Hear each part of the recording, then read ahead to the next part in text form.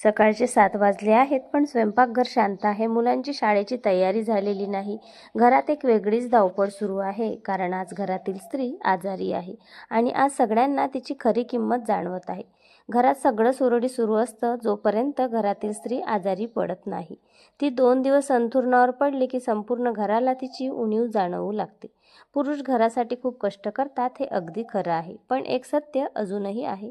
घर चालतं ते फक्त पैशांनी नाही, तर घरात रोज शांतपणे काम करणाऱ्या हातांनीही. एक आई, एक पत्नी, एक सून, ती रोजच्या कामाचा हिशोब कोणीच ठेवत नाही, पण ज्या दिवशी ती आजारी पडते, मुलांना तिची खूप उणीव भासते आणि घराबाहेर पडून पैसे कमावणाऱ्या पुरुषाच्याही मनात एकच विचार सुरू होतो, मी बाहेर असताना घराची, घरातल्या व्यक्तींची काळजी कोण घेईल?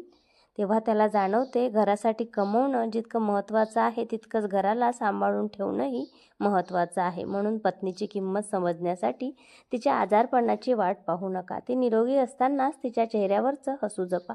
तिच्या कामाचं कौतुक करा, कधी तिला विश्रांती द्या आणि सर्वात महत्त्वाचं, तिला हे जाणवू द्या की तू या घराची ताकद आहेस.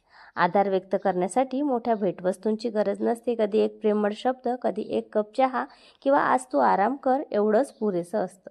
वेळ निघून गेल्यावर माणसाची किंमत समजण्यापेक्षा वेळ असतानाच तिचा सन्मान करणं अधिक सुंदर असते. बरोबर आहे ना मैत्रिणींनो? तुम्हाला हा विचार पटला का? तुमचे मत कमेंटमध्ये नक्की सांगा. अशाच विचारप्रवर्तक व्हिडिओसाठी चॅनलला सबस्क्राईब करायला विसरू नका. धन्यवाद.